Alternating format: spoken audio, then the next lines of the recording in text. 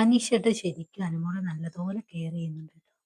ആ കെയർ ചെയ്യുന്നതിന്റെ ഫലമാണ് അനുമോള് ഇപ്പോഴും ബിഗ് ബോസിനകത്ത് സ്ട്രോങ് ആയിട്ട് നിൽക്കുന്നത്. കാരണം എന്ന് വെച്ച് കഴിഞ്ഞാൽ മുമ്പത്തെ അനുമോൾ അങ്ങനെ അല്ലായിരുന്നു. അന്നൊക്കെ ആണെങ്കിൽ എന്തെങ്കിലും വിഷയം ഉണ്ടായി കഴിഞ്ഞാൽ ആരും സപ്പോർട്ട് ഇല്ലാതെ ഒറ്റയ്ക്ക് മാറിയിരുന്ന് കരയുകയും എനിക്ക് വീട്ടിൽ പോകണം എന്നുള്ള തോന്നലോട് പറയുന്ന ഒരു അനുമോൾ ഉണ്ടായിരുന്നു. ആ അനുമോളിൽ നിന്ന് തികച്ചും വ്യത്യസ്തമായിട്ട് അനുമോൾ ടോട്ടലി കുറെ കാര്യങ്ങളൊക്കെ അഡ്ജസ്റ്റ് ചെയ്യാൻ പഠിച്ചിട്ടുണ്ട്.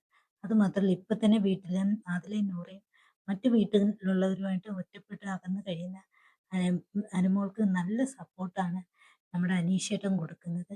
ഒരുപക്ഷെ അനീഷേട്ടൻ അവിടെ ആ സൈഡിൽ അനുമോളെ സപ്പോർട്ട് ചെയ്യാനില്ലായിരുന്നു എങ്കിൽ ഒരുപക്ഷെ അനുമോള് കുറച്ചും കൂടെ കരഞ്ഞു വിളിച്ച് നിന്നേനെ. വീട്ടിൽ പോകണം എന്ന് പറഞ്ഞ് കരഞ്ഞു വിളിച്ച് നിന്നേനെ. പക്ഷെ അതിനെല്ലാം പിന്നെ മെയിൻറ്റെയിൻ ചെയ്യാൻ അനുമോൾക്ക് പറ്റുന്നത് ഒരുപക്ഷെ അനീഷേട്ടൻ്റെ ഒരു സപ്പോർട്ട് തന്നെയാണ്. അനീഷേട്ടൻ കൂടെ നിൽക്കുന്നുണ്ട് എല്ലാ കാര്യത്തിനും തന്നെ. 2-3 ദിവസമായിട്ട് ആതിരയും നൂറയൊക്കെ ആയിട്ടുള്ള പ്രശ്നത്തിന് അനുമോൾ ഒറ്റയ്ക്ക് മാറിയിരിക്കുന്നു. ഫുഡ് കഴിക്കാൻ ആരും വിളിക്കുന്നില്ല.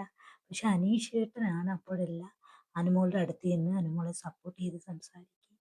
അതിനെ പഴയ കാര്യങ്ങളൊക്കെ മറക്കണമെന്നും വീണ്ടും പഴയതുപോലെ ആവണമെന്നും ഒക്കെ പറഞ്ഞ് അനുമോൾക്ക് ഒരു മോട്ടിവേഷൻ നൽകി പുള്ളിക്കാരിയെ വീണ്ടും ഒരു ഗെയിമിലേക്ക് എത്തിക്കാൻ ശരിക്കും അനീഷ് അവിടെ ശ്രമിച്ചിട്ടുണ്ട്. സത്യത്തിൽ സമ്മതിക്കണം കേട്ടോ ഈ മനുഷ്യനെ. മനുഷ്യൻ ഭയങ്കര ആരെങ്കിലും വിഷമത്തിലിരുന്നാൽ അവരെ പോയി സംസാരിച്ച് എന്താണ് അവരുടെ പ്രശ്നമെന്ന് മനസ്സിലാക്കാൻ ശ്രമിക്കുന്ന ഒരു വ്യക്തിയാണ് അനീഷ്. സത്യം പറഞ്ഞാൽ നല്ലൊരു ക്യാരക്ടറാണ് പുള്ളിക്കാരൻ്റേത് പറയുകയാണെങ്കിൽ.